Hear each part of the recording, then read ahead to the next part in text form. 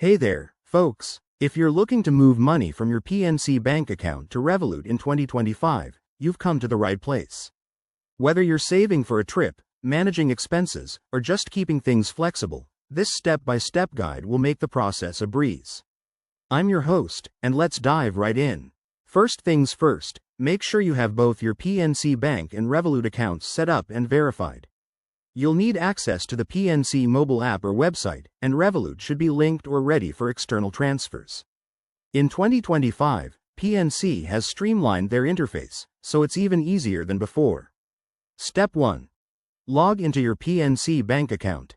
Open the app on your phone or head to the website on your computer. Use your secure login credentials to get started. Remember, always use two-factor authentication for safety. Step 2.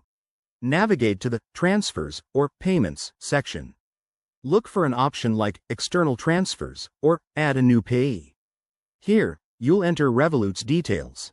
If Revolut uses a specific routing number or account info, double-check it to avoid any delays. Step 3. Add Revolut as a recipient if it's not already saved. Input the account number, routing number, and any other required details. PNC might ask for verification, so have your Revolut app handy to confirm. Step 4. Enter the amount you want to withdraw or transfer. Keep an eye on any potential fees. PNC might charge for outgoing transfers, and Revolut could have limits based on your account tier. Once everything looks good, hit Confirm and authorize the transaction, possibly with a PIN or biometric scan. After that, the transfer should process quickly, often within minutes for linked accounts, though it could take 1 to 3 business days for standard transfers.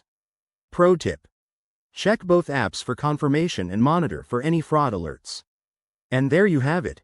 By following these steps, you'll have your money in Revolut in no time. If you run into any issues, reach out to PNC or Revolut support. Thanks for watching. Hit that like button if this helped, and subscribe for more financial tips. See you next time.